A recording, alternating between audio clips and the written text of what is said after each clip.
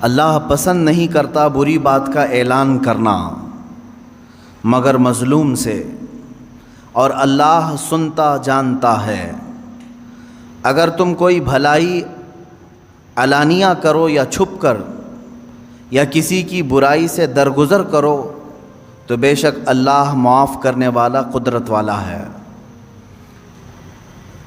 وہ لوگ جو اللہ اور اس کے رسولوں کو نہیں مانتے اور چاہتے ہیں کہ اللہ سے اس کے رسولوں کو جدا کر دیں اور کہتے ہیں کہ ہم کسی پر ایمان لائے اور کسی کے منکر ہوئے اور چاہتے ہیں کہ ایمان و کفر کے بیچ میں کوئی راہ نکال لیں، یہی ہیں ٹھیک ٹھیک کافر، اور ہم نے کافروں کے لیے ذلت کا عذاب تیار کر رکھا ہے۔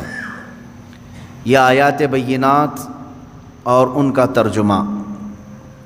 یہاں سے چھٹے پارے کی تلاوت بھی شروع ہو چکی ہے اور سورہ نساء کی یہ 148ویں آیت جو سورہ نساء چل رہی ہے۔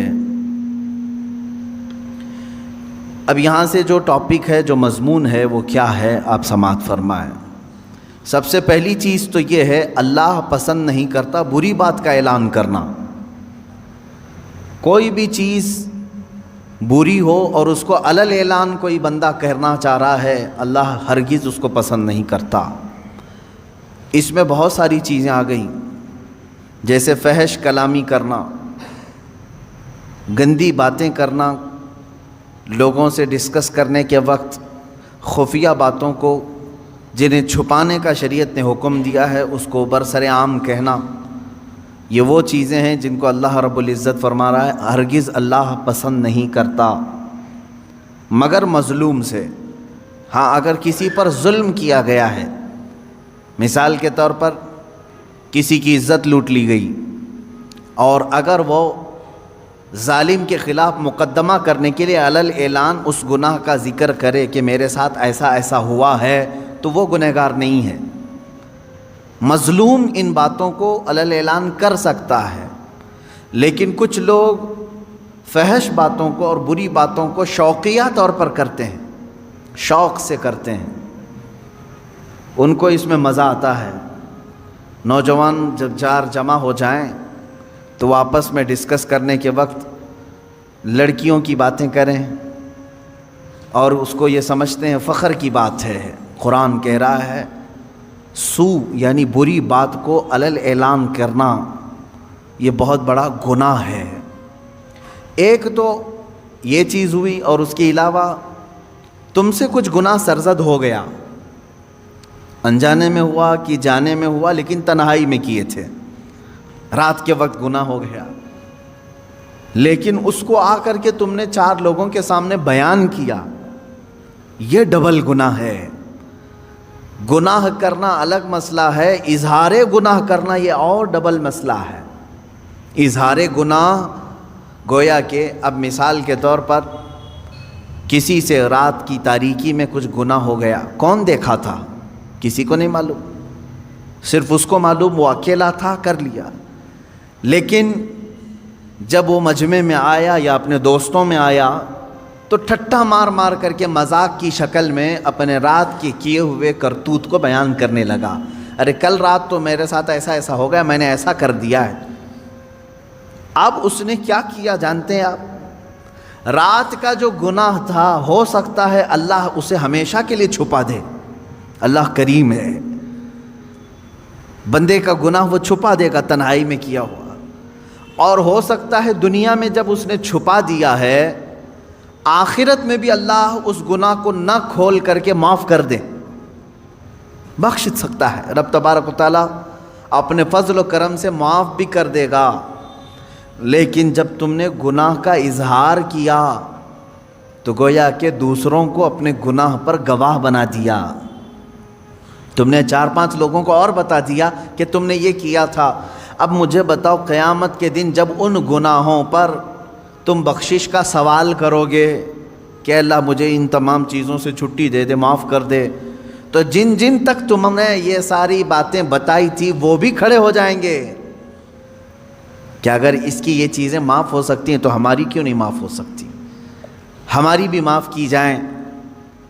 تو میرے عزیزو، گناہ ایک الگ چیز ہے، اظہار گناہ یہ اور خطرناک چیز ہے۔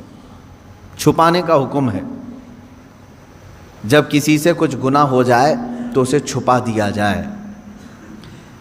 عزیزان گرامی وقار، اسی لیے جانتے ہیں اللہ تبارک و تعالیٰ نے عیبوں کو چھپانے پر بہت زیادہ اجر و ثواب کا اعلان فرمایا، اور حدیث رسول صلی اللہ تعالیٰ علیہ وسلم ہے، جس نے اپنے بھائی کے عیب چھپائے قیامت کے دن اللہ اس کے عیبوں کو چھپائے گا۔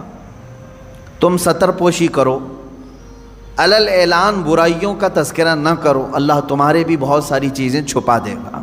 تم چاہتے ہو کہ تمہارا کچھ نہ کھلے تو دوسروں کا بھی کھلنے نہ دو، ان کی پردہ پوشی کرو۔ مجھے چند دنوں قبل ایک صاحب نے یہ سوال کیا تھا کہ کوئی مولوی صاحب ہیں یا مؤذن صاحب ہیں، میتوں کو نہلاتے ہیں، اور کسی جگہ میت کو نہلانے کے بعد انہوں نے فلاں فلاں باتیں کہیں کہ میں نے ایسے ایسے مردے دیکھے، فلاں کا چہرہ ایسا ہو گیا تھا، فلاں کا ایسا ہو گیا تھا۔ ان میتوں کے متعلق وہ اس طرح کی باتیں کرتے ہیں، اور پھر لوگوں کو یہ کہتے ہیں کہ تم ڈر جاؤ، یا اپنی دھاک ان پر جماتے ہیں اور یہ کہتے ہیں کہ اگر تم فلاں فلاں میرا کام نہیں کرو گے تو تمہارے باپ کو میں نہلایا ہوں سب لوگوں کو بتا دوں گا، معاذ اللہ رب العالمین۔ اسی لیے جانتے ہیں آپ، ایک صاحب نے فون کر کے ہم سے یہ مسئلہ پوچھا کہ وہ اس طرح سے دھمکی بھی دے رہے ہیں کہ کچھ لوگوں کو، کیا مسئلہ ہے؟ اسی لیے شریعت طاہرہ نے حکم یہ دیا ہے اپنی میت کو نہلانے کے لیے بھی ایسا آدمی ہو جو پرہیزگار ہو۔ ہاں، یہ حکم ہے، جو پرہیزگار ہو، جو تقوی شعار ہو، اس کو نہلانے کے لیے بھیجا جائے، وہ آدمی نہلائے میتوں کو۔ کیوں اس طرح کا حکم شریعت طاہرہ نے دیا؟ اس کی وجہ یہ ہے کہ اگر وہ نہلانے کے دوران کوئی عیب دیکھتا ہے تو اسے وہیں چھپا دے۔ مسلمان کے عیب کو ظاہر کرنا بہت بڑا گناہ ہے۔ جب آپ میت کا کوئی عیب نہیں بیان کر سکتے تو پھر زندوں کا عیب کیسے بیان کر سکتے ہیں؟ زندے کو تو اور مجمع میں رہنا ہے، میت کو تو اب قبرستان میں جانا ہے۔ اب اس کے تم جو برائیاں بیان کر رہے ہو میت کی، یہاں تو کوئی اس کو اب برا بھلا کہنے والا کوئی نہیں رہے گا، وہ تو قبرستان اپنے الگ شہر چلا گیا۔ لیکن شریعت نے جب میت کی برائیاں کرنے کو منع کیا ہے تو آپ اندازہ کریں زندوں کے عیبوں کو کھولنا کتنا بڑا گناہ ہے۔ اور ایک بات یہ بھی یاد رکھ لیں، جنہوں نے مسئلہ مجھ سے پوچھا تھا میں ان کو یہاں ذکر کر کے میسج بھی دے دیتا ہوں، جو بندہ چاہے وہ مولوی ہو، مؤذن ہو، جس نے بھی ایسی حرکتیں کی ہیں کہ میتوں کو نہلانے کے بعد ان کے گھر والوں کے ساتھ بلیک میلنگ کرنا، میں کہتا ہوں ایسا شخص فاسق و فاجر ہے، بدترین گنہگار ہے، اور اسے آئندہ اس طرح مومن میتوں کو نہلانے کا کام ہرگز نہ دیا جائے۔ یہ بات آپ سمجھ کر کے چلے ہیں کہ مومن وہ ہے جو اپنے دوسرے مومن بھائیوں کی عیب پوشی کرے، یعنی چھپا دے۔ اب دیکھیں آیت پڑھیں، یہاں پر جس بات کا ذکر ہے وہ باتوں کا ہے، لا يحب اللہ الجہر بالسوء من القول، باتوں میں بری بات علل اعلان کرنا اللہ کو سخت ناپسند ہے۔ بری باتیں، اس میں کیا کیا چیزیں آ گئیں؟ وہ سارے گانے جن میں فحاشیاں ہوتی ہیں وہ بھی اس میں آ گئیں، اللہ ہرگز نہیں پسند کرتا۔ بعض لوگ یہ سمجھتے ہیں فیشن ہے، اس میں غلیظ باتیں ہوتی ہیں۔ بعض شعراء ایسے ہوتے ہیں، شاعر لوگ، جس میں غلاظت بھری ہوئی ہوتی ہے، عورتوں کے اندرونی معاملات پر گفتگو کرنا اور اس پر شعر و شاعری کرنا، اور فحاشیت کی طرف خصوصیت کے ساتھ کچھ شعر ایسے ہوتے ہیں جن سے شہوت کو ابھارا جائے۔ میرے عزیزو، یہ تمام باتیں اس آیت کے اندر ہیں۔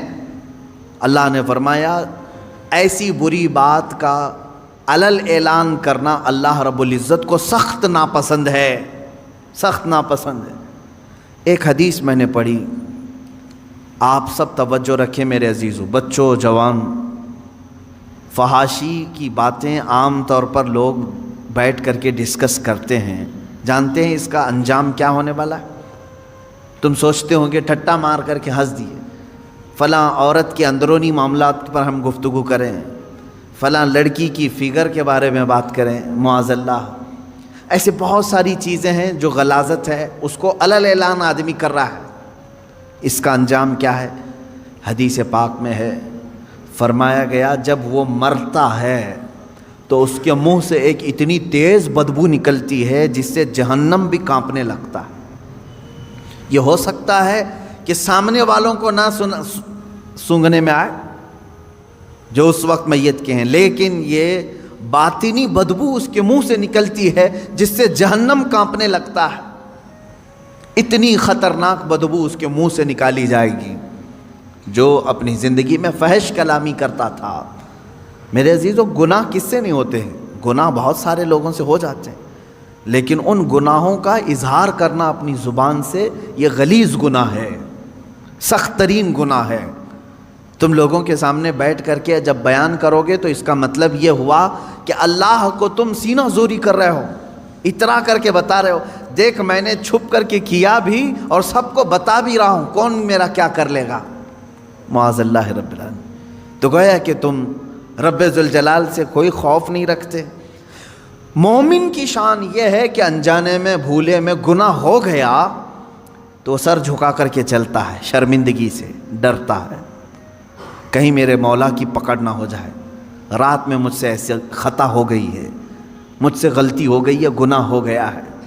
اب وہ دن بھر شرم سے چلتا رہتا ہے، شرماتا رہتا ہے، میں آسمان کی طرف منہ کیسے اٹھاؤں، رب تبارک و تعالی مجھ سے خفا تو نہیں ہے، ناراض تو نہیں، یہ فیلنگ مومن کی ہوتی ہے۔ لیکن جب کسی کے دل سے ایمان رخصت ہو رہا ہوتا ہے تو وہ گناہوں پر فخر کرنے لگتا ہے، کل رات میں نے جو کیا اچھا ہی کیا، کون سا برا کام کیا، اور پھر 4 لوگوں کو اپنے گناہ پہ گواہ بھی بناتا ہے۔ اس چیز سے، اس حرکت سے ہمیشہ بچتے رہے۔ گناہ کرنا اور ہے، اظہار گناہ اور بڑا گناہ ہے۔ دوسری چیز، فحش کلامی، یعنی مذاق میں بھی ہو، ایسا مذاق کرنا جس میں غلاظتوں کا ذکر آئے، چاہے وہ شہوت کی باتیں ہوں، عورتوں کی باتیں ہوں، مردوں کی باتیں ہوں، اس طرح کی باتیں کرنا جو آپ اپنے ماں باپ کے ساتھ اور اپنے بیٹے بیٹیوں کے ساتھ کرنا مناسب نہیں سمجھتے۔ یہ وہ فحش کلامی ہے جو دوستوں کے ساتھ اکثر لوگ کر جاتے ہیں۔ میرے عزیزو، ایک اس میں سے ایکسیپشن ہے، اس کو فحش نہیں کہیں گے، فحش نہیں۔ مثال کے طور پر شادی شدہ مرد اپنی بیوی سے ہم کلام ہے تنہائی میں، اور وہ آپس میں ایک دوسرے سے اپنے پرسنل معاملات میں بات کرتے ہیں، تو وہ اس آیت کے انڈر میں نہیں ہے، اس کی اجازت ہے ان کے لیے، وہ اس آیت کے انڈر میں نہیں ہے۔ مرد اپنی عورت کی تعریف کرے، اگر اس کے چہرے کی، اس کی خوبصورتی کی تعریف کرے، تو یہ اس آیت کے انڈر میں نہیں آئے گا کہ برائیوں کا اس نے علل اعلان تذکرہ کیا، نہیں۔ وہی اپنی بیوی کے ساتھ گزارے ہوئے معاملات دوسرے دن آ کر کے دوستوں کو بتاتا ہے تو یہی گناہ بن جائے گا۔ اپنی بیوی سے تذکرہ کرے گا، حلال ہے، لیکن جب دوسروں کے سامنے آ کر کے ان چیزوں کو بیان کرے گا تو یہ حرام ہے، اور وہ گناہ کر رہا ہے، بری بات کو علل اعلان کر رہا ہے، حالانکہ اس کے لیے حلال تھا، لیکن یہ ذکر اپنی بیوی کے ساتھ کر سکتا تھا۔ یہی چیز عورتیں اگر اس طرح کی حرکتوں میں مبتلا ہیں کہ چاہے تم اپنے شوہر کے ساتھ جس طرح سے بھی رہو، حلال طریقے سے اسلام نے جو اجازتیں دی ہیں تم زندگی گزارو، ان کے ساتھ رات گزارو، لیکن رات کے معاملات کو اگر عورتیں 4 عورتوں میں بیٹھ کر کے بیان کرتی ہیں تو بھی وہ اس آیت کے انڈر میں آتی ہیں۔ اللہ رب العزت نے جن کے متعلق یہاں وعید بیان کی کہ یہ فحش کلامی کرنے والے اللہ کو ناپسند ہیں، اللہ ان کی طرف نظر رحمت نہیں فرمائے گا۔ عزیزان گرامی وقار، چاہے مردوں سے یہ خرابی ہو یا عورتوں سے یہ خرابی ہو، ان دونوں چیزوں سے بچنا چاہیے۔ شرم حیا کے پیکر بنو، ان چیزوں کا تذکرہ زبان پر لانے سے تھوڑا بچتے رہو۔ ایک بات یہ بھی یاد رکھ لیں، آدمی کے نسب کا بھی پتہ بعض بزرگوں نے فرمایا اس کی زبان سے چلتا ہے۔ اگر زیادہ فحش کلامی کرتا ہے، غلیظ جملے بکتا ہے، تو اس کے نسب کے متعلق بھی بعض علماء نے انگلی اٹھائی ہے، کیونکہ شریف نسل والا آدمی اپنی زبان پر غلیظ باتیں لانے سے کتراتا ہے۔ جیسے ابھی عشاء کی نماز میں ہم نے ایک سورہ قلم کی تلاوت کی ہے، اس میں ایک بندے ولید بن مغیرہ کی 10 برائیاں اللہ نے گنائی ہیں۔ 10 برائیاں۔ وہ کیا کیا کرتا تھا؟ حضور پاک صلی اللہ تعالیٰ علیہ وسلم کو گالیاں دیتا تھا، رسول پاک صلی اللہ تعالیٰ علیہ وسلم کو کبھی جادوگر بولتا تھا، وہ کہتا کہ کبھی ان کو مرگی آتی ہے، بیمار ہیں، یہ سب جملے بکتا تھا۔ یہاں تک کہ حضور صلی اللہ علیہ وسلم جب آیتیں تلاوت کرتے تو یہ کہتا یہ تو پرانے لوگوں کی لکھی ہوئی آیتیں کہیں سے چرا کے تم لائے ہو، تو اس طرح کے جملے کہتا تھا۔ تو قرآن نے اس کے متعلق کیا بتایا؟ وہی جو ابھی میں نے جسٹ تھوڑی دیر پہلے کہا، فحش کلامی جو ہے وہ نسب کے اوپر شک پیدا کرتی ہے۔ قرآن نے کہا عتل بعد ذلک زنیم، یہ وہ شخص ہے جو زنا سے پیدا ہوا ہے، جو رسول مختار صلی اللہ تعالیٰ علیہ وسلم پر ایسی باتیں کر رہا ہے، جھوٹے الزامات لگا رہا ہے، تہمتیں لگا رہا ہے، اس کے نسب میں خرابی ہے۔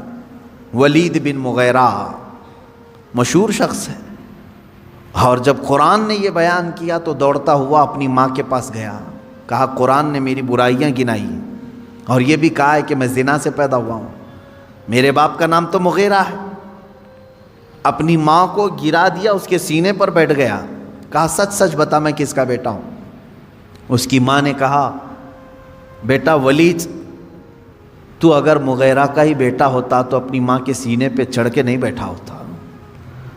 بات در حقیقت یہ ہے، بکریاں چرانے والے ایک آدمی سے مجھے عشق ہو گیا تھا، میں نے اس کے ساتھ بدکاری کر لی، میں نے اس چرواہے سے زنا کر لیا، اسی نطفے سے تو پیدا ہوا۔ ماں نے اس شک کو بھی دور کر دیا، قرآن نے جو بتایا وہ حق ہو کر نکلا۔ یہاں سے پتہ چلتا ہے کہ ہر گستاخ رسول کا نطفہ پلید ہے، جو رسول کریم صلی اللہ تعالیٰ علیہ وسلم کی طرف انگلی اٹھائے اس کے نسب میں خرابی ہے۔ اور دوسری بات جو میں نے ابھی بتائی، فحش کلامی کرنے والا، غلیظ باتیں کرنے والا، وہ بھی اپنے نسب پر شک پیدا کر دیتا ہے لوگوں کے دل میں۔ اس لیے گالی گلوچ زیادہ نہ کریں۔ لوگ تمہارے خاندانوں کو پہچانیں گے تمہاری زبان سے، تمہارے کلمات سے، تمہارے جملوں سے۔ تمہارے خاندانوں کو اگر محفوظ لوگوں تک پہنچانا ہے، اچھے خاندان کا ہونے کا پتہ دینا ہے، زبان کو سنبھال کر کے رکھو۔ اگر تمہاری زبان بہکتی ہے، بات بات پر گالی سے بات کرتے ہو، تو پھر اہل علم تو سمجھ جائیں گے، عام لوگ سمجھیں یا نہ سمجھیں، ہم سمجھ جائیں گے، یا جو اہل علم ہیں وہ سمجھیں گے کہ اس کی زبان پر جو غلاظتیں ہیں اس میں کسی اور کی خطا بھی ہو سکتی ہے، اس کے نسب کی خرابی ہو سکتی ہے، خاندان کا پتہ دیتی ہیں ایسی چیزیں۔ اب آگے بڑھتے ہیں، اللہ رب العزت فرماتا ہے ان تبدو خیرا او تخفوہ عن سوء فإن اللہ کان عفوا قدیرا، اگر تم کوئی بھلائی علل اعلان کرو یا چھپ کر، یعنی کوئی بھی بھلائی، اب دیکھیں اس سے پہلے برائی کا تذکرہ ہوا، برائی اگر ہوئی تو علل اعلان ہرگز نہیں، اللہ پسند نہیں کرتا، لیکن بھلائی اگر تم علل اعلان کرو یا چھپ کر کرو، دونوں بھی اللہ قبول کرے گا۔ اللہ دونوں چیزوں کو پسند کرتا ہے۔ کچھ بھلائیاں ایسی ہیں جن کو علل اعلان کرنا ہے، اور کچھ بھلائیاں ایسی ہیں جن کو چھپا کر کرنا ہے۔ نیکیاں جو ہے نا، سب چھپانے کا حکم نہیں ہے، بعض نیکیاں وہ ہیں جن کو علل اعلان کرنا ہے۔ نماز چھپ کر پڑھنے کا حکم نہیں ہے، میں سارے لوگوں کی نظروں میں آ کر کے جماعت سے نماز ادا کرو، علل اعلان کرو یہ نیکی۔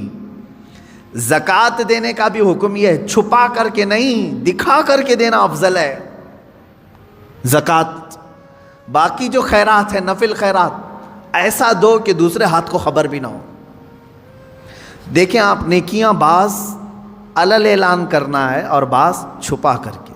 نماز اگر کوئی کہتا ہے نہیں میں اپنے روم میں پڑھ لیتا ہوں، میں بند کر کے اکیلا پڑھ لیتا ہوں، منع کیا گیا ہے کہ یہ نیکی چھپ کر کے نہیں، دکھا کر کرنی ہے، علل اعلان کرو۔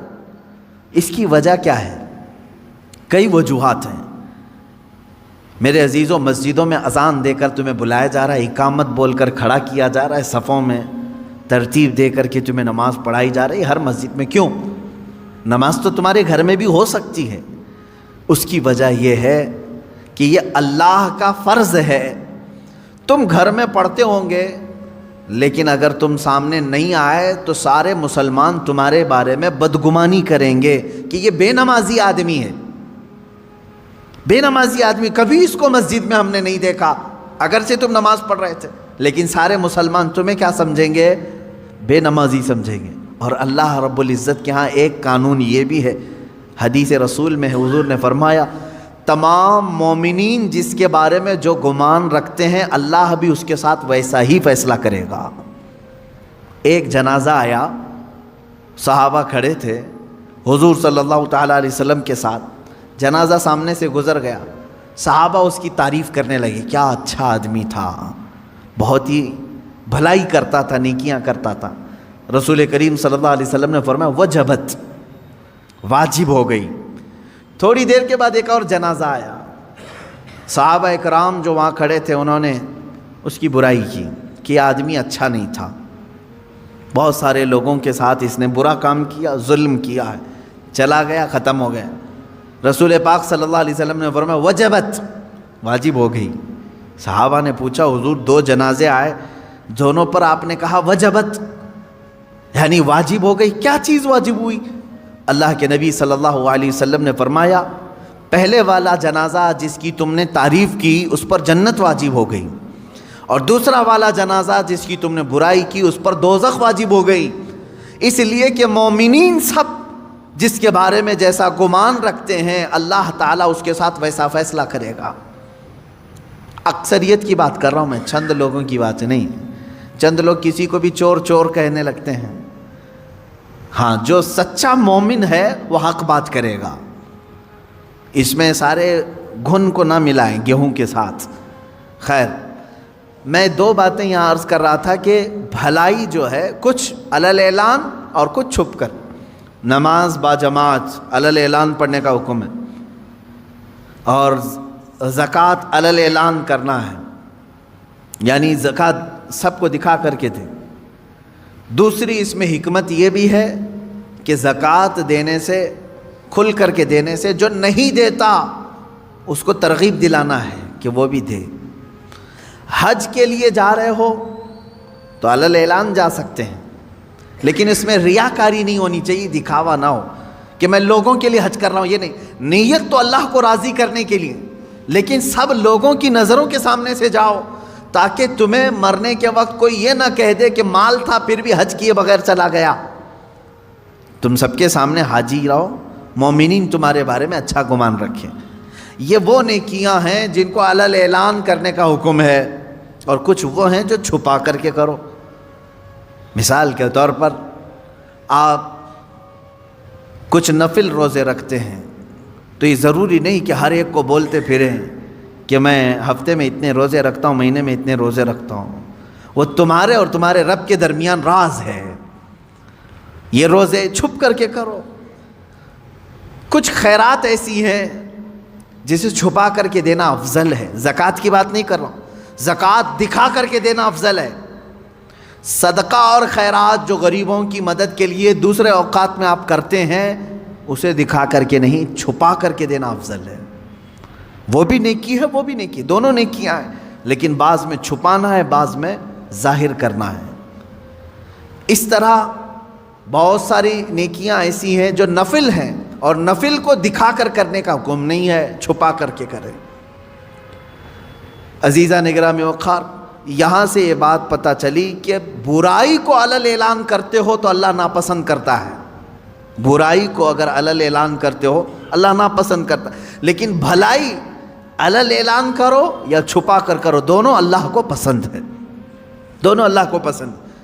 اب یہاں پر ایک اور بات، مسئلہ میں بتا دوں، نماز چھوڑنا گناہ ہے کہ نہیں ہے؟ سب کو معلوم ہے حرام ہے، بلکہ کبیرہ گناہ ہے۔ نماز ترک کرنا صغیرہ گناہ نہیں، چھوٹا گناہ نہیں، کبیرہ گناہ ہے، گناہ ہے کبیرہ۔ بڑے گناہوں میں اس کا ذکر آیا ہے، جیسے شراب پینا کبیرہ گناہ ہے، زنا کرنا گناہ کبیرہ ہے، چوری گناہ کبیرہ ہے۔ اس طرح نماز کا ترک کرنا گناہ کبیرہ ہے، چھوٹا گناہ نہیں ہے۔ یہ چھوٹ گئی آپ سے، ہم سے، کسی سے بھی چھوٹ گئی نماز، گناہ تو کیا، لیکن فقہاء کرام نے مسئلہ یہ بیان کیا ہے، مسجد میں آ کر کے اگر تم قضا نماز پڑھتے ہو تو منع ہے، منع کیا گیا ہے۔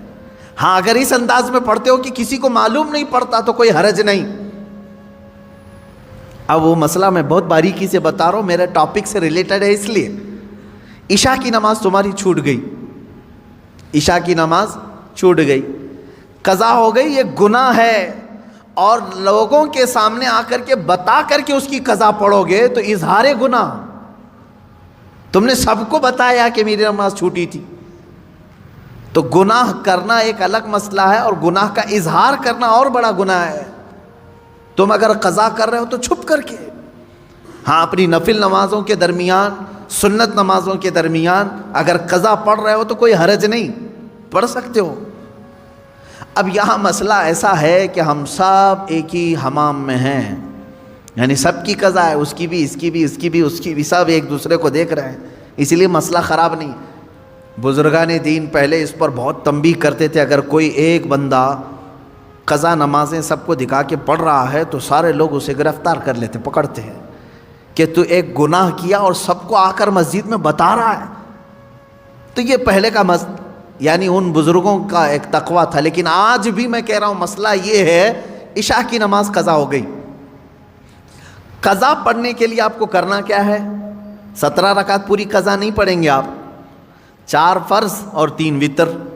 مسئلہ تو یہی ہے نا، کل کی عشاء کی نماز اگر کسی کی چھوٹی، فار ایگزامپل اللہ نہ کرے آج وہ قضا کرنے کے لیے کھڑا ہے، تو کیا کیا نمازیں قضا کرے گا؟ 4 رکعت فرض عشاء کی اور 3 رکعت واجب، یہ 2 نمازیں قضا ہوتی ہیں عشاء میں، یعنی کل 7 رکعت۔ وتر کی نماز جب پڑھتے ہیں تو آپ کو یہ بھی معلوم ہے تیسری رکعت میں کیا کرنا رہتا ہے؟ دعائے قنوت۔ حنفی جتنے بھی ہیں پیروکار ان کو معلوم ہے، تیسری رکعت میں جب ہم کھڑے ہوتے ہیں سورہ فاتحہ اور سورہ پڑھنے کے بعد ہاتھ چھوڑ کر پھر دوبارہ تکبیر باندھتے ہیں اور دعائے قنوت پڑھتے ہیں، ہے نا؟ آج بھی عشاء کی نماز پڑھیں آپ تو پڑھے ہوں گے نا دعائے قنوت۔ 3 واجب الوتر کی جو نماز ہے اس کی آخری رکعت میں دعائے قنوت پڑھا جاتا ہے۔ لیکن جب قضا نماز پڑھ رہے ہیں آپ، کل کی عشاء کی قضا پڑھنے آئے، 4 رکعت فرض پڑھ لیا، کسی کو نہیں معلوم، قضا پڑھ لیا آپ نے سنت کی جگہ، 3 رکعت وتر پڑھ رہے تھے، حکم یہ ہے کہ دعائے قنوت کے لیے ہاتھ نہ اٹھاؤ، ورنہ دیکھنے والا سمجھ جائے گا کہ یہ ابھی کی نہیں کوئی دوسری پڑھ رہا ہے۔ ہاں عشاء میں تو ہو سکتا ہے نہ سمجھے، کیونکہ عشاء میں کرنٹ نماز بھی ایک، اسی وقت کی بھی ایک وتر ہے۔ ظہر کے وقت اگر کوئی عشاء کی قضا کر رہا تھا تو ظاہر سی بات ہے تیسری رکعت میں جب وہ کھڑا ہو کر کے ہاتھ اٹھائے گا تو جو دیکھے گا وہ سمجھ جائے گا کہ یہ وتر ظہر میں کیوں پڑھ رہا ہے، وتر ظہر میں کیوں پڑھ رہا ہے۔ تو گویا کہ تم نے سب کو اپنے گناہ کا گواہ بنایا، کل کی تمہاری کچھ چھوٹی تھی وہ آج آ کر پڑھ رہے ہو۔ گناہ کا گواہ نہ بناؤ کسی کو، اظہار گناہ یہ اور بڑا گناہ ہے۔ یہ مسئلہ آپ نے سمجھ لیا ہوگا۔ اب اندازہ کرو ایک چھوٹی ہوئی نماز کو بندہ جب ادا کرنے آ رہا ہے تب شریعت نے اتنا حکم دیا ہے کہ چھپ کر کے کرو، ان لوگوں کا کیا انجام ہوگا جو فحش کلامی علل اعلان کرتے ہیں، رات کو زنا ہو گیا ہے فلاں کے ساتھ، فلاں ہو گیا ہے، اس کو مزے لے کر کے بیان کرتے ہیں، ان کا کیا انجام ہوگا۔ میاں یہاں نماز کی قضا کے لیے بھی شریعت نے کہا ہے کہ اس طرح پڑھو کہ لوگوں کو خبر نہ ہو، اور لوگوں کی جو برائیاں بیان کرتا ہے کٹوں پہ بیٹھ کر کے، اس کا کیا انجام ہے۔ سوچو اس بات کو، قرآن کی یہ دونوں آیتیں ہمارے لیے عبرت ہیں۔ اللہ نے فرمایا ایک تو یہ زبان سے نکلنے والا کوئی برا کلمہ اللہ تم سے ہرگز پسند نہیں کرتا، اور جب ایسا بندہ مر جاتا ہے جو فحش کلامی کرتا ہے، اس کے منہ سے بدبو نکلتی ہے ایسی کہ جہنم بھی کانپنے لگتا ہے، یہ حدیث میں ہے۔ اور دوسری چیز، 2 آیت میں نے پڑھی، ان تبدو خیرا او تخفو، اگر تم بھلائی کو علل اعلان کرو یا چھپ کر کرو، اللہ رب العزت اسے پسند کرتا ہے، قبول کرتا ہے۔ او تعفو عن سوء، ایک اور اس میں ذکر ہے، اللہ فرماتا ہے یا کسی کی برائی سے درگزر کر دو، کسی کے اندر تم نے برائی دیکھی اسے معاف کر دیا، فإن اللہ کان عفوا قدیرا، تو بے شک اللہ معاف کرنے والا قدرت والا ہے۔ ایک بات یاد رکھیں، معاف کرنا کس کی صفت ہے؟ اللہ کی صفت، آپ سب کو معلوم ہے۔ رحم کرنا کس کی صفت ہے؟ اللہ، اور رحیم بھی ہے، عفو بھی ہے۔ یہ 2 عادتیں اگر بندہ اپناتا ہے، بندے کے اندر اگر رحم آیا کسی کے دل کے، کسی کے لیے، اور کسی کو دیکھ کر کے بھی اس نے معاف کر دیا، اس پر ایک روایت ہے، اللہ رب العزت فرماتا ہے اس بندے کو عذاب دینے میں مجھے حیا آتی ہے کہ رحم میری صفت ہے، عفو میری صفت ہے، میرا بندہ ہو کر یہ رحم کر رہا ہے اور عفو کر رہا ہے، تو اللہ رب العزت اسے عذاب سے بری کرتا ہے جو معاف کرنے کی اپنے اندر چھمتا رکھتا ہے یا طاقت رکھتا ہے۔ معاف کرنے کا جذبہ جس کے اندر ہے وہ معاف کیا جائے گا۔ حضور اکرم صلی اللہ علیہ وسلم کی مشہور حدیث ہے، من لا یرحم لا یرحم، جو کسی پر رحم نہیں کرتا قیامت کے دن اس پر بھی رحم نہیں ہوگا۔ یہ سمجھ کر کے چلو، تم پر بھی رحم نہیں کیا جائے گا۔ ہاں، رحم کرنا اور معاف کرنا اگر کسی کی عادت ہے، امید رکھے کہ اللہ بھی اس پر رحم کرے گا اور اسے معاف بھی کرے گا۔ آپ اپنے رب سے اپنے متعلق جیسی امید رکھتے ہیں ویسی بندوں کے ساتھ بھی کریں۔ مثال کے طور پر 100 گناہ ہو گئے میرے، 100 گناہ ہو گئے، اللہ سے تم کیا امید رکھتے ہو؟ اللہ رب العزت سے تمہاری امید یہی ہے کہ میرا مولا مجھے معاف کرے گا، ہے کہ نہیں؟ تم اپنے متعلق تو یہ امید رکھتے ہو، لیکن تمہارے ساتھ جب کسی نے ایک بھی برائی کر دی اور 9 اچھائیاں کیا ہے، 10 میں سے 9 اچھائیاں کیا، ایک برائی کیا، تم اس کو معاف کرنے کی طاقت نہیں رکھتے؟ یہ نہیں سوچتے کہ اس کے پاس 9 اچھائیاں تھیں میرے ساتھ، ایک برائی ہو گئی ہے، معاف کر دو اس کو۔ تو یہ ایک بات یاد رکھو، تم اپنے رب سے 100 گناہ اپنے معاف کرانے کی امید لے کر بیٹھے ہو اور اپنے بھائی کے ایک گناہ کو معاف کرنا نہیں چاہتے، تو پھر بھول جاؤ تمہیں بھی قیامت کے دن معاف نہیں کیا جائے گا۔ اب ایک حدیث میں سناتا ہوں، معاف کرنے کے متعلق یہاں آئی ہے، اس لیے ہمارے معاملات ہوتے ہیں ایک دوسرے کے، مرنے سے پہلے امت مصطفیٰ کو معاف کر کے مرو، کبھی بھی ہو، بدلے کی بھاونا، انتقام کا جذبہ نہ رہے، اللہ کے حوالے کر دو۔ میرے ساتھ جس نے بھی جو کچھ بھی کیا، اللہ تو منتقم حقیقی ہے، تو ہی دیکھ لے، اپنے معاملات چھوڑ دو اللہ کے اوپر۔ اور رہی بات کسی نے کچھ کیا ہے تو معاف کر دو، جب تم معاف کر کے مرو گے تو ہو سکتا ہے تم نے بھی کسی کو ٹھیس پہنچایا ہوگا، یا زبانی یا ہاتھ سے، کسی بھی طرح سے، ان کے بھی دل زخمی ہوں گے کسی نہ کسی کی۔ اب یہ رب تعالیٰ اپنے ذمہ کرم پر لیتا ہے، ان کے دلوں کو نرم کرتا ہے، وہ بھی تمہیں معاف کر دیتے ہیں جب تم معاف کر کے دنیا سے جاؤ گے۔ میں حدیث بتا رہا تھا، حدیث یہ ہے، 2 بھائیوں میں تکرار ہوئی، جھگڑا ہوا، ایک دوسرے سے دونوں کا کچھ نہ کچھ مباحثہ ہوا، اور تکرار کے بعد دونوں الگ ہوئے جھگڑے کے بعد، لیکن ان میں سے ایک بھائی معافی مانگنے کے لیے آیا دوسرے کے پاس۔ بات یاد رکھیں، حضور پاک صلی اللہ علیہ وسلم فرماتے ہیں 2 جھگڑوں کے بعد اپنے بھائی سے معافی مانگنے میں جو پہل کرے گا وہ قیامت کے دن میرے ساتھ پہل جنت میں جائے گا، وہ جنت میں بھی پہلے ہوگا۔ یہی بات تو حضرت امام حسن اور امام حسین کے درمیان حضرت فاطمہ نے کہا تھا، دونوں چھوٹی عمر کے تھے، 6 سال یا 5 سال، دونوں میں کچھ تکرار ہوئی، بچپنے کی بات، لڑ کر کے آئے سیدہ زہرا سلام اللہ علیہا کے پاس، آپ کے پاس جیسی آئے تو انہوں نے کہا، ایک جملہ یہ کہا، بیٹا مجھے معلوم نہیں کس کی غلطی ہے کس کی خطا ہے۔ ماں فاطمہ الزہرا رضی اللہ تعالیٰ عنہا فرما رہی ہیں، مجھے یہ نہیں معلوم، لیکن ایک بات یاد رکھ لو کہ دونوں کے تکرار سے، دونوں کے جھگڑوں سے کہیں اللہ دونوں سے ناراض نہ ہو جائے، دونوں رونے لگے، کچھ بھی ہو جائے لیکن مولا ہمارا نہ روٹھے۔ تو حضرت فاطمہ نے کہا، میں نے اپنے ابا جان سے یہ حدیث سنی ہے، جو معافی مانگنے میں پہل کرتا ہے، جو معافی مانگنے میں پہل کرتا ہے وہ جنت میں بھی پہلے جائے گا۔ ابھی یہ جملہ مکمل نہ ہونے کو تھا، امام حسین چھوٹی عمر کے تھے، دوڑ کر کے حضرت امام حسن کے پاس گئے، کہا برادر محترم جو کچھ بھی ہوا ہماری تکرار ہمیں معاف کر دیں۔ اب دوسرے بھائی کا کیا مقام ہے یہ بھی حدیث پاک سے سن لیں۔ معاف کر دیا تو خیر ہے، تم نے معاف کر دیا، کوئی تم سے معافی مانگنے کے لیے آیا معاف کر دیا۔ آج بہت سارے ڈھیٹ لوگ بیٹھے ہوئے ہیں، بہن آئی ہے منانے کے لیے بھائی کو، نہیں مانتا میں، چل تو نے میرے ساتھ ایسا کیا ویسا کیا، پرانی باتیں یاد کی۔ بھائی آیا ہے اس کے گھر میں شادی ہے، چلو بھیا آ جاؤ، نہیں، پرانے گڑے مردے نکال کر کے بھائی کو رخصت کر دیا، ہم تجھے معاف نہیں کریں گے، زندگی بھر معاف نہیں کریں۔ وہ لوگ بھی سن لیں، تمہاری ذمہ داری تھی معافی مانگنے کی، تم معافی مانگ لیے، بہت اچھا کیے، کیونکہ پہلے جنت میں جاؤ گے۔ اب جس کے پاس گئے تھے معافی مانگنے کے لیے اس نے نہیں معاف کیا، میرے آقا صلی اللہ علیہ وسلم کی حدیث ہے، حضور فرماتے ہیں کل قیامت کے دن وہ میری شفاعت کے قریب بھی نہ آئے۔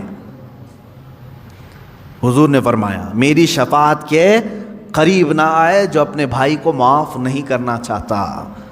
تم سے اگر تمہارا بھائی منانے کے لیے آ گیا، تمہاری بہن آ گئی، تمہارا پڑوسی آ گیا، تمہارا رشتہ دار آ گیا، تو پہلی بات تو یہ سوچ لو کہ وہ بازی مار لے گیا۔ معافی تو تمہیں بھی مانگنا چاہیے تھا، پہل میں کیوں نہ کروں، لیکن وہ بازی مار لے گیا، جنت میں پہلے جائے گا۔ اب اگر تم نے معاف کر دیا تو خیر ہے، نہیں معاف کرا تو کل قیامت کے دن شفاعت رسول سے بھی محروم ہو جاؤ گے۔ اب رسول اگر شفاعت نہ کریں کس کے پاس جاؤ گے؟ وہاں تو آدم علیہ السلام سے لے کر عیسیٰ علیہ السلام تک ہر کوئی کہہ رہے ہیں اذهبوا الی غیری، جاؤ میرے علاوہ کسی اور کے پاس جاؤ۔ کس کے پاس جاؤ گے؟ اگر نبی بھی منع کر دیں جاؤ تمہاری شفاعت میرے پاس نہیں۔ اللہ کے نبی صلی اللہ علیہ وسلم فرماتے ہیں جو اپنے بھائی کو معاف نہیں کرتا کل وہ میری شفاعت کے قریب نہ آئے۔ عزیزان گرامی وقار، اللہ رب العزت یہ فرما رہا ہے اگر چھپا کر کے درگزر کر دیا، اگر تم نے اپنے بھائی کو معاف کر دیا فَإِنَّ اللَّهَ كَانَ عَفُوًّا قَدِيرًا، تو سمجھ لو کہ بے شک اللہ بھی معاف کرنے والا، قدرت رکھنے والا ہے۔ یہاں قدیر کا لفظ آیا ہے، عفو کا مطلب ہوا معاف کرنے والا، قدیر کا مطلب ہوا قدرت رکھنے والا۔ دونوں کی میچنگ کیا ہے؟ معاف کرنے والا ہے، قدرت رکھنے والا ہے، معاف کرنے والا ہے، قدرت رکھنے والا ہے۔ میرے عزیزو، قدیر کے لفظ کا اس میں جو کمبینیشن ہے وہ جو ہمیں یہاں نظر آتا ہے وہ یہ ہے کہ مولا تبارک و تعالیٰ تمہارے گناہ سمندر کے برابر بھی ہوں تو قدرت رکھتا ہے کہ وہ معاف کر دے۔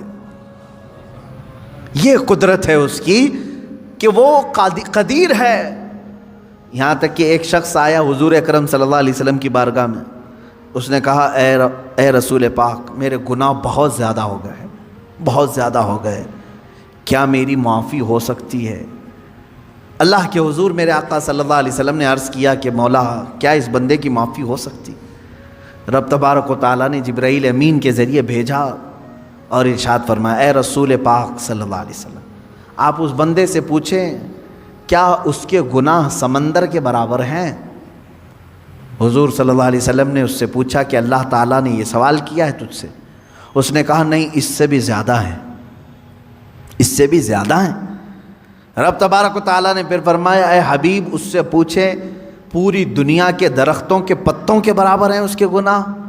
حضور نے جب یہ پوچھا تو اس نے کہا اس سے بھی زیادہ ہیں، اس سے بھی زیادہ ہیں۔ رب تبارک و تعالیٰ نے فرمایا اے رسول اس سے پوچھ لیں زمین و آسمان کے بیچ میں جتنا خلا ہے کیا اتنے گناہ ہیں اس کے؟ حضور صلی اللہ علیہ وسلم نے اس سے سوال کیا رب تعالیٰ تجھ سے یہ پوچھ رہا ہے، تو بندہ کہتا ہے شاید اس سے بھی زیادہ ہوں گے، میرے گناہ شاید اس سے بھی زیادہ ہوں گے۔ اب رب تبارک و تعالیٰ فرماتا ہے اے رسول اس سے فرما دے چاہے جتنے بھی گناہ ہوں گے میری رحمت سے تو زیادہ نہیں، میری رحمت سے بھی زیادہ ہے۔ اب رسول کریم صلی اللہ علیہ وسلم نے اس بندے سے پوچھا رب تعالیٰ اب تجھ سے یہ پوچھ رہا ہے، تو نے کہا تیرے گناہ سمندر سے زیادہ، پتوں سے زیادہ، زمین و آسمان کی خلا سے زیادہ، کیا تیرے گناہ رب کی رحمت سے بھی زیادہ ہے؟ وہ رونے لگ گیا، کہا اے اللہ کے رسول اللہ رب العزت کی رحمت بے کراں ہے، بے حساب ہے، میرے گناہ اس کی رحمت کو کہاں لگیں گے؟ تب رب تعالیٰ نے فرمایا اے رسول اس سے فرما دیں تیرا رب قدیر ہے، قدرت رکھتا ہے، یہ بڑے گناہوں کو بھی معاف فرما سکتا ہے۔ تو وہ قدیر کا معنی ہے گناہ بخشے جا سکتے ہیں، لیکن ایک بات یاد رکھیں ایمان پہ موت ہو شرط ہے، ایمان پہ اگر موت ہو تو اللہ عفو و قدیر ہے۔ آگے کی جو آیت ہے وہ ٹاپک سے تھوڑی ہٹ کر کے ہے، یہاں سے دوسری باتیں چل رہی ہیں۔ اللہ رب العزت نے فرمایا بے شک وہ لوگ جنہوں نے اللہ اور اس کے رسول کو نہیں مانا یا کفر کرتے ہیں، نہیں مانتے اور یہ چاہتے ہیں کہ اللہ اور اس کے رسول کے درمیان جدائی پیدا کریں، اور کہتے ہیں کہ بعض پر ایمان لاتے ہیں بعض کو انکار کرتے ہیں، اور چاہتے ہیں کہ ایمان و کفر کے بیچ میں کوئی راستہ نکال لیں۔ اللہ فرماتا اولئک هم الکافرون حقا، یہ ٹھیک یہی اصل کافر ہے۔ آیت کا لب لباب میں بتا دوں، خلاصہ اللہ تعالیٰ نے یہاں پر 3 لوگوں کی مذمت فرمائی، اس میں سے ایک آدمی کی میں بات کر رہا ہوں۔ ایک ایمان ہے لا الہ الا اللہ، اللہ کے سوا کوئی معبود نہیں، میرے عزیزو یہ دن ہے۔ ایک طرف کفر ہے، کروڑوں خدا ہے، یہ بھی خدا یہ بھی خدا یہ بھی خدا، یہ رات ہے۔ مجھے بتاؤ یہ 2 اپوزٹ چیزیں مل سکتی ہیں؟ ایک کہہ رہا ہے کوئی خدا نہیں سوائے اللہ کے، ایک کہہ رہا ہے ہر ایک خدا ہے، اپوزٹ چیزیں ہو گئی۔ ایمان اور کفر مل سکتے ہیں، دونوں کا ملاپ ہو سکتا ہے، لیکن کچھ لوگ چاہتے ہیں کہ ان کے بیچ میں ایک راستہ نکال لیں، انہی کے بارے میں قرآن کہتا ہے۔ اللہ تعالیٰ فرماتا یریدون ان یتخذوا بین ذلک سبیلا، کچھ لوگ ایسے ہیں جو چاہتے ہیں ان کے اور ان کے بیچ میں ایک راستہ نکال لیں۔ یہ لوگ کون ہیں؟ وہ بعض اسلام کو بھی ایکسیپٹ کرنا چاہتے ہیں اور بعض کفر کو بھی قبول کرنا چاہتے ہیں، یہ بھی تھوڑے اچھے ہیں یہ بھی تھوڑے اچھے ہیں، ان کی یہ چیزیں ہم نہیں لیں گے ان کی یہ چیزیں ہم نہیں لیں گے، دونوں کو ملا کر کے تم مکسچر ایک راستہ بنانا چاہتے ہو۔ یہ کون لوگ ہیں مولا؟ رب تعالیٰ فرماتا اولئک هم الکافرون حقا، حقیقت میں تو بڑے کافر یہ ہیں جو باؤنڈری کو پاٹ رہے ہیں، بیچ کی باؤنڈری کو ہٹا رہے ہیں، یہ حقیقت میں بڑے کافر ہیں۔ اللہ فرماتا وَأَعْتَدْنَا لِلْكَافِرِينَ عَذَابًا مُهِينًا، رب تعالیٰ فرماتا ہم نے کافروں کے لیے ذلت کا عذاب تیار رکھا ہے۔ میرے عزیزو اس میں ہونا کیا چاہیے؟ دیکھیں بعض لوگوں کو ایسا لگے گا کہ یہ کسی سے بھی ملنے کی بات نہیں کرتے، کیوں نہیں؟ آپ ملے، سارے لوگوں سے ملے، دنیا میں جتنے ریلیجنس ہیں سب سے ملے، آپ یہودی عیسائی ہندو جو کچھ بھی ہیں سب سے ملے، اخلاق تم اپنے دکھاؤ ان کو۔ لیکن میں جس چیز کی بات کر رہا ہوں وہ یہ ہے کہ اپنے اخلاق کے ساتھ دوستی رکھی جا سکتی ہے، لیکن ہر عقیدے کو ایکسیپٹ نہیں کیا جاتا، ہر ایک چیز کو ہم اپنے رنگ کو ایسا نہ بدلیں جس کو محاورے میں کہا گیا کوا چلا ہنس کی چال اپنی چال بھول گیا۔ کوا جو ہے وہ سوچتا ہے ہنس کی طرح میں بھی چل کر کے دیکھوں، بعد میں ہوتا کیا ہے وہ پریکٹس کرتے کرتے وہ ہنس کی طرح بھی نہیں چل پا رہا ہے اور اصلی کوا بھی نہیں رہا، بیچ کا ہو گیا، اس کو اپنی چال ہی ختم بھول گیا۔ اسی طرح کچھ لوگ ایسے ہیں جو سوچتے ہیں نہیں ہم سیکولر ہیں، ہم بیچ والے ہیں، ہم پورے مسلمان بھی نہیں بننا چاہتے، ہم پورے وہ بھی نہیں، وہ درمیان میں آ کر کے ان کو بعد میں یہ بھی بھول جاتے ہیں کہ ہم تھے کیا اصل، وہی کوے ہیں جو اپنی چال بھول گئے۔ اسی لیے کہا گیا ہے اللہ رب العزت نے تمہیں جس فطرت میں پیدا کیا ویسے ہی رہو، ویسے ہی رہو۔ اب اس کو ایک میں دوسری مثال بتا دوں۔ ایک بندہ ایسا ہے کتوں سے بہت پیار کرتا تھا، کتے اسے اچھے لگتے تھے، یہ تھا انسان لیکن کتوں سے اسے پیار تھا، تو اس نے یہ سوچا کہ میں تھوڑا انسان رہوں تھوڑا کتا بن کے رہوں، تو وہ کتوں کے ساتھ جاتا رہا، تھوڑا چار پیر سے چلتا رہا، دونوں ہاتھ زمین پہ رکھنا اور گھٹنوں کے بل چلتا رہا، کتے جیسا منہ ہلاتے ہیں ویسا ہلاتا رہا، کیونکہ اسے پیار تھا، اور تھا کیا؟ انسان۔ وہ کتوں سے پیار کی وجہ سے تھوڑا کتا بننے کی کوشش کرتا رہا، لیکن بہت دن وہ پریکٹس کر کر کے اس کی حالت ایسی ہو گئی کہ کتا تو بن نہیں سکا، کیونکہ نہ دم آئی نہ کان نکل پائے، کچھ نہیں ہو سکا، کتا نہیں بن سکا۔ لیکن اب سیدھا چلنے کی کوشش کر رہا ہے تو وہ بھی نہیں آ رہا ہے۔ یہ بھی تذکرہ ہے، بزرگوں کی کتابوں میں موجود ہے۔ اب وہ سیدھا چلنے کی کوشش کر رہا ہے انسانوں کی طرح، وہ بھی نہیں ہو پا رہا ہے اس سے، کیونکہ بہت دن پریکٹس کیا کتا بننے کی۔ تو کیا ہوا؟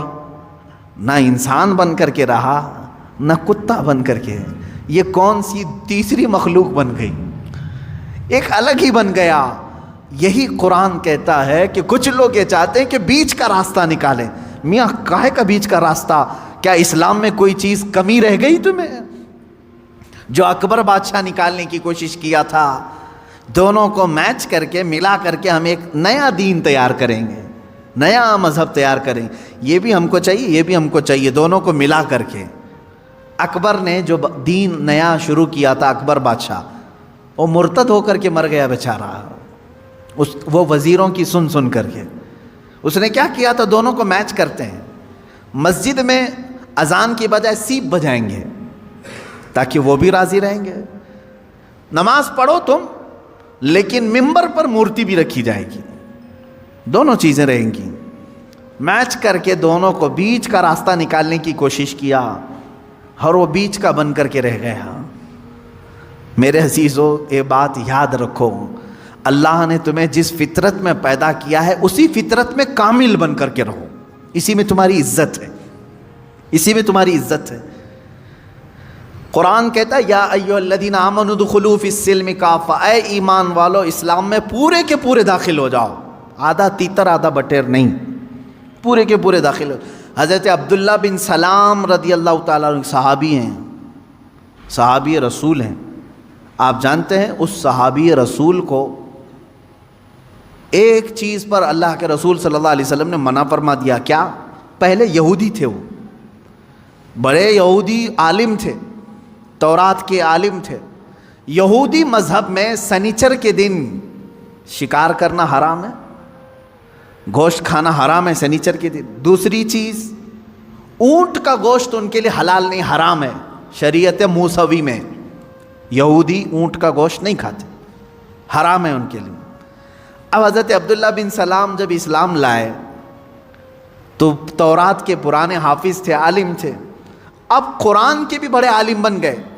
لیکن حضرت عبداللہ بن سلام کیا کرتے تھے؟ سنیچر کے دن گوشت نہیں کھاتے تھے، سنیچر کے دن گوشت نہیں کھاتے، اور اونٹ کا گوشت نہیں کھاتے تھے۔ ان کا اپنا اجتہاد تھا، وہ کیا سوچ کر کے کرتے تھے اس طرح سے؟ جب صحابہ نے ان سے پوچھا تو انہوں نے کہا اسلام میں گوشت کھانا واجب تھوڑی نہ ہے، فرض ہے کیا اونٹ کا گوشت کھانا؟ کھاؤ تو ٹھیک ہے، نہیں کھاؤ تو کوئی بات نہیں، کھا لیا تو حلال ہے، واجب تو نہیں ہے، مینڈیٹری تو نہیں ہے۔ حضرت عبداللہ بن سلام نے کہا اسلام میں یہ واجب نہیں ہے اور میں چھوڑ دیتا ہوں، نہیں کھاتا ہوں، تو یہودی مذہب پر بھی عمل ہو جائے گا، اسلام پہ بھی عمل ہو جائے گا۔ سنیچر کے دن گوشت کھانا اسلام میں واجب تھوڑی نہ ہے، واجب نہیں ہے، نہیں کھائے گا تو کچھ فرق نہیں پڑتا، لیکن میں اگر نہیں کھاؤں گا سنیچر کے دن تو دونوں مذہب پر عمل ہو جائے گا، یہودی مذہب پر بھی کہ ان کے مذہب میں سنیچر کے دن گوشت کھانا حرام ہے، اس پر بھی عمل ہو جائے گا، اسلام پہ بھی عمل ہو جائے گا۔ جب انہوں نے ایسا کہا تو اللہ تعالیٰ نے آیت نازل فرما دی، یا ایھا الذین آمنوا ادخلوا فی السلم کافہ، اے ایمان والو اسلام میں پورے کے پورے آ جاؤ۔ آدھا اس پر عمل کرنا آدھا اس پر عمل کرنا نہیں، بلکہ پورے کے پورے اسلام میں داخل ہو جاؤ۔ تو درمیان کا راستہ نکالنے کی کوشش نہ کریں۔ میں نے بہت گمبھیر مثالیں دی ہیں، ہاں کچھ لوگوں کے لیے وہ حقیقت میں گمبھیر مثالیں ہیں کہ کتا بننے کی کوشش کرتے رہو گے، نہیں بن سکتے، کیونکہ تمہیں 2 پیر دیے ہیں، 2 ہاتھ دیے ہیں، تم ہاتھ سے اٹھا کر کے کھانا کھانے کی فطرت رکھتے ہو، لیکن جانور سے پیار ہے، ٹھیک ہے، اچھی بات ہے، کتے سے پیار ہے، اچھی بات ہے، کیونکہ ہم کتوں سے نفرت نہیں کرتے، کسی بھی جانور سے نفرت کرنے کا حکم نہیں دیا گیا ہے سوائے موذی اور نجس۔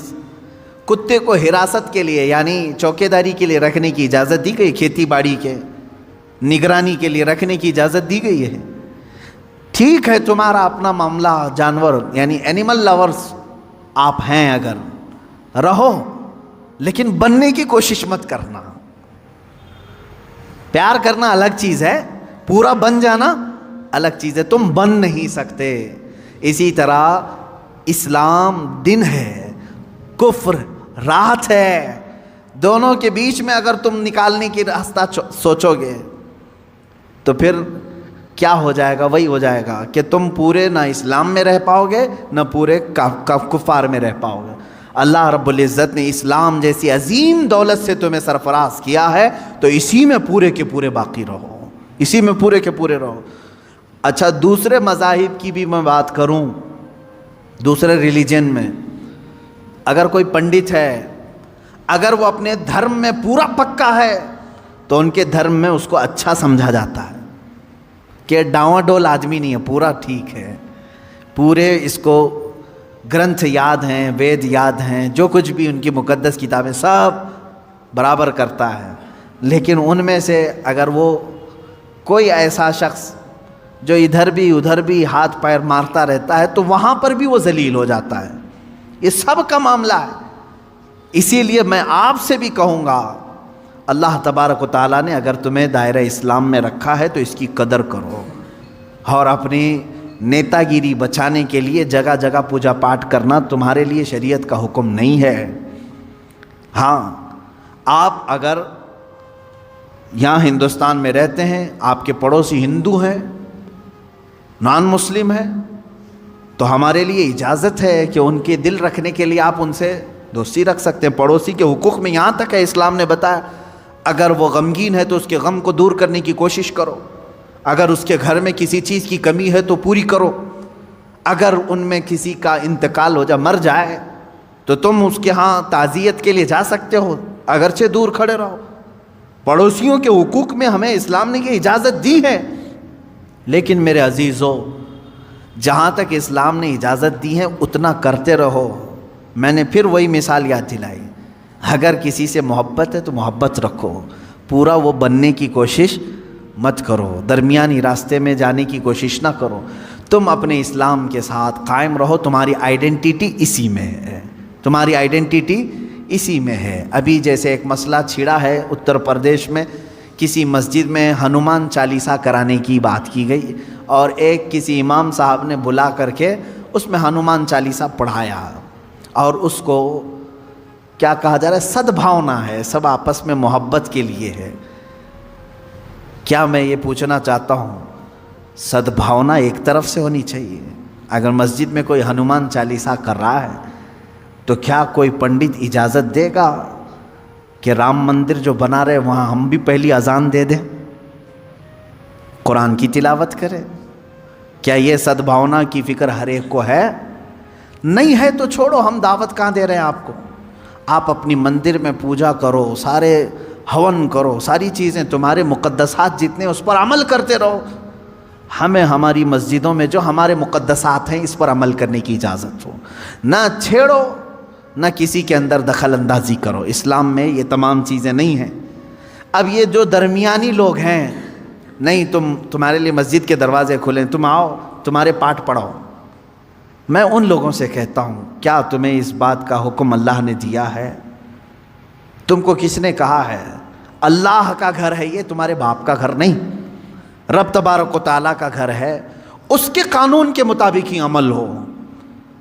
میں کسی ہنومان چالیسے کے متعلق یہ نہیں کہہ رہا کہ وہ کیا ہے، واللہ عالم۔ اگر ہندو اس کو مقدس سمجھتے ہیں اور پڑھتے ہیں تو جہاں من کرے وہاں پڑھیں، اپنی عبادت گاہوں میں پڑھیں، ہم خلل اندازی کبھی نہیں کریں گے، کیونکہ اسلام یہ کہتا ہے جو جس دین سے وابستہ ہے اس کو رہنے دو۔ قرآن پاک میں لا اکراہ فی الدین، دین میں کوئی زبردستی نہیں، زبردستی ہم پکڑ کے لائیں گے بھی نہیں آپ کو، آپ کی اپنی مرضی۔ یہ ہر انسان کی اپنی مرضی سے وہ اپنا دین اور اپنا مذہب اختیار کرتا ہے۔ لیکن میں یہاں یہ کہنا چاہتا ہوں کہ جو لوگ اس طرح کی حرکتیں کرتے ہیں وہ تیسرے آدمی بن جاتے ہیں، بیچ کے آدمی نہ بنو، اچھے لوگ نہیں ہوتے بیچ کے۔ یعنی بعض جگہ بیچ میں ہونا اچھا ہے، بعض جگہ بیچ میں ہونا بہت برا سمجھا جاتا ہے۔ اس طرح سے اسلام میں ہو تو پورے اسلام میں رہو، اگر کوئی عیسائی ہے تو وہ اپنے پوری عیسائیت کو فالو کرے، ہمیں اس سے کوئی اعتراض نہیں۔ کوئی ہندو ہے تو اپنے ہندوازم کو پورا فالو کرے، ہمیں اس سے کوئی اعتراض نہیں، تمہاری اپنی مرضی ہے۔ لیکن جو لوگ اس طرح کی حرکتیں کرتے ہیں وہ کہیں کے نہیں رہ جاتے۔ قرآن نے یہی کہا، یہی ٹھیک ٹھیک کافر ہیں، یہی لوگ کافر ہیں۔ اللہ رب العزت ایسے درمیانی لوگوں سے ہماری حفاظت فرما ہے۔ اللہ تعالی ہمارے دلوں میں قوت ایمان کو راسخ کر دے کہ ہم ایمان پر ہی جمے رہیں اور ایمان پر ہی ہماری موت آئے۔ اللہ تعالیٰ نے ہمیں جس مذہب مقدس پر زندگی دیا ہے، اے کریم خدا اسی مذہب مقدس پر ہماری آخری سانس عطا فرما۔ وآخر دعوانا الحمدللہ رب العالمین۔